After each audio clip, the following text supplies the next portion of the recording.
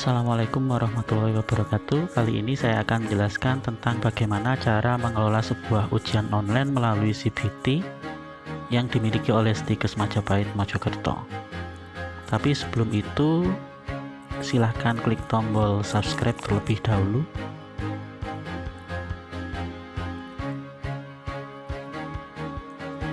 Baik, sebelumnya Anda bisa masuk di website stikesmajapahit.ac.id yang kemudian akan masuk ke halaman seperti ini. Anda silahkan mencari fasilitas untuk ujian online, diklik. Kemudian setelah diklik akan muncul permintaan untuk login seperti ini. Ini untuk mahasiswa, tapi nanti kita akan login sebagai operator. Ya, ini adalah akun yang dimiliki oleh operator, dan klik login. Jika Anda belum memiliki akun untuk operator, silahkan hubungi administrator kampus. Ya, di fitur ini ada beberapa menu, diantaranya adalah menu untuk menginput soal, kemudian menu untuk menginput data peserta, dan menu untuk mengelola data tes. Yang pertama untuk menu mengelola data soal. Ya, di data soal ini ada fitur topik. Nah, ini ada beberapa topik yang sudah dibuat oleh teman-teman sebelumnya. Untuk membuat topik baru cukup klik tambah topik, kemudian kita mengetikkan deskripsi tentang nama topik. Misalkan UTS KMB.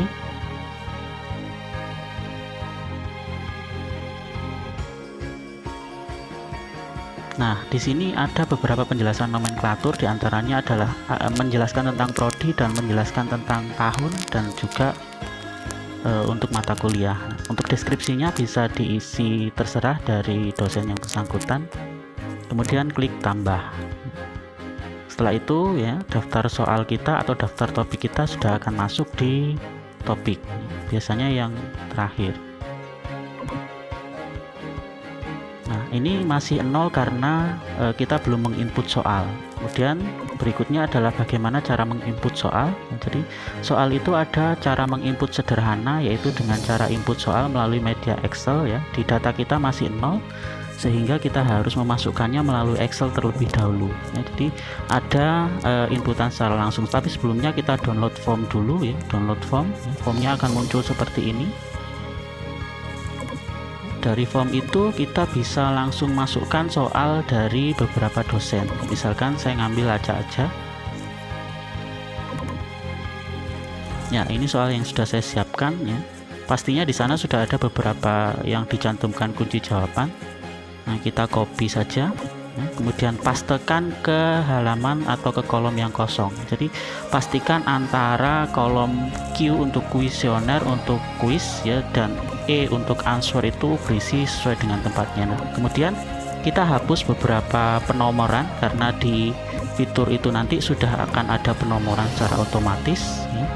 Dan untuk kunci jawaban ya, biasanya dari dosen-dosen kita mendapatkan ditebali atau dimiringkan atau diberi warna lain. Itu kita kembalikan ke warna asalnya atau warna yang sesuai dengan yang lain. Dan kemudian jangan lupa untuk menuliskan nomor 1 di status jawaban, di kolom status jawaban. Itu menandakan bahasanya ketika kita menginput ke sistem, maka angka 1 itu menandakan jawaban tersebut benar. Ulangi proses tersebut ke semua soal.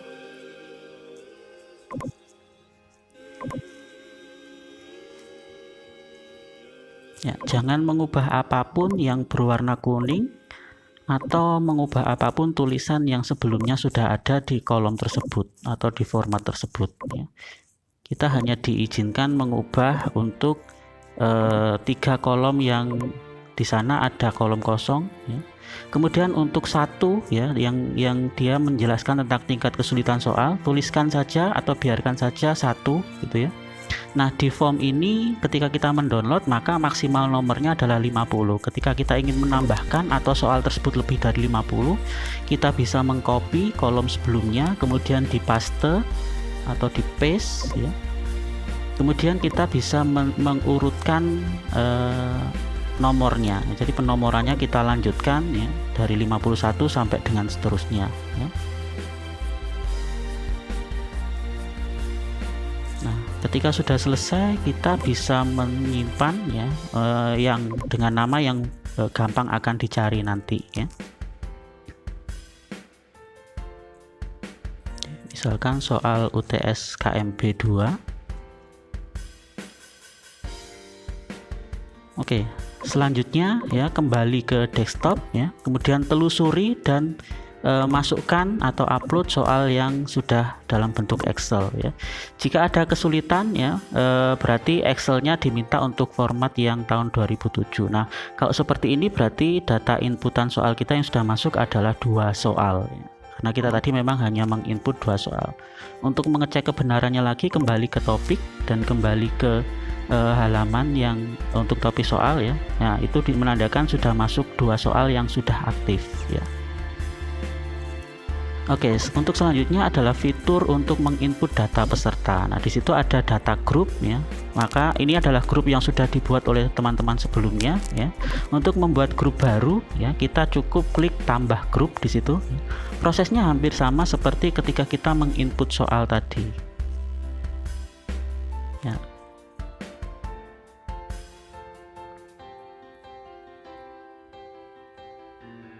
Atau kita ulangi, misalkan ya kita ingin menginput data mahasiswa baru ya. Jadi masuknya adalah di daftar grup, kita tambahkan grup ya, kemudian import data peserta. Nah, prosesnya sama seperti yang tadi ya. Jadi kita telusuri mana yang sesuai ya, mana data yang sesuai dengan siswa ya. Kita download form dulu. Nah, ini adalah form inputan data siswa atau data peserta. Nah, di situ ada 4 kolom utamanya ya. Jadi berisi username, password, nama lengkap, dan yang isian utamanya adalah grup. Email itu bisa diisi, bisa tidak. Nah, daftar grup atau nama grup ya, kita sesuaikan dengan yang ingin kita input. Misalkan S1 Keperawatan semester 2 2019 ya. Kemudian nah, di grup, di kolom bagian grup kita isikan ya S1 Keperawatan semester 2 2019. Itu nanti akan menandakan polanya sama seperti grup yang tertera di situs atau di sistem. Kemudian kita save dengan nama yang memudahkan untuk dicari.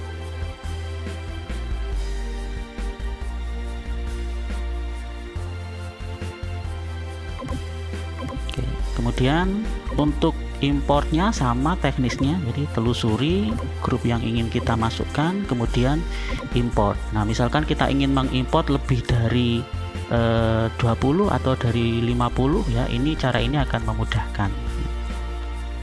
Ini tandanya bahwasanya importan kita sudah berhasil. Nah, oke, untuk fitur berikutnya adalah terkait dengan bagaimana mengelola jadwal ujian atau pelaksanaan ujian. Nah, bisa langsung diklik di data tes, kemudian klik tambah tes ya.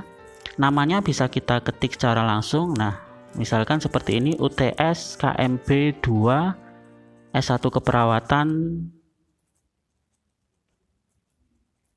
semester 4 ya, tahunnya 2020 ya. Deskripsinya bisa diisi sesuai dengan keinginan dosen yang bersangkutan.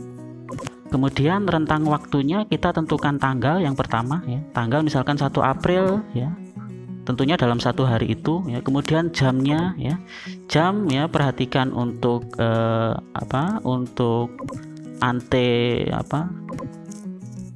untuk ante meridian dan post meridiannya. Kemudian kalau sudah sesuai, kita klik apply.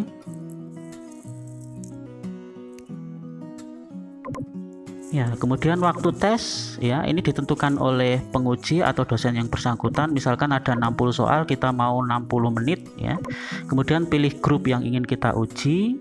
Setelah itu untuk poin dasar, jawaban salah dan jawaban kosong itu kita biarkan seperti itu, karena untuk pengkoreksiannya akan lebih memudahkan. Kemudian tunjukkan hasil, ini untuk menunjukkan hasil kepada peserta. Kemudian klik token ya, untuk detail hasil bisa diklik bisa tidak. ya.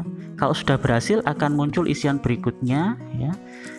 Untuk modulnya default ya, kemudian untuk topiknya, topik mana yang ingin kita ujikan, misalkan tadi adalah UTS KMB 2 S1 Keperawatan 2020.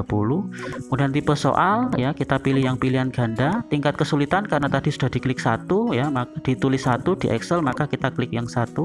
Jumlah soal memang hanya 2, kalau ada 50 ya kita klik 50. Jumlah jawaban ya biasanya 5. Kemudian biarkan acak soal dan acak jawaban tercentang ya. Kemudian tambah soal. Nah, kita sudah berhasil seperti ini ya. Klik selesai. Oke. Setelah klik selesai ya, maka daftar tes kita sudah muncul. Biasanya akan muncul yang paling atas.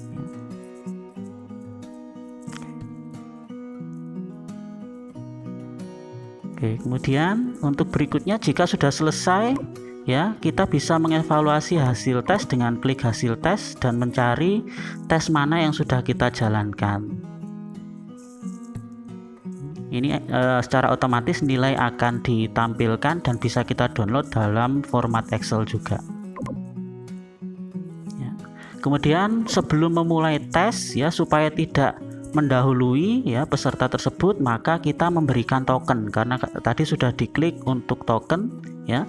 Setiap hari hanya disarankan untuk mengklik generate token 1 kali ya, jangan sampai nanti diklik berkali-kali akhirnya mahasiswanya bingung. Nah, ini adalah token yang kita share kepada mahasiswa sebelum mahasiswa tersebut memulai ujian. Demikian penjelasan saya tentang pelaksanaan ujian online. Terima kasih. Assalamualaikum warahmatullahi wabarakatuh.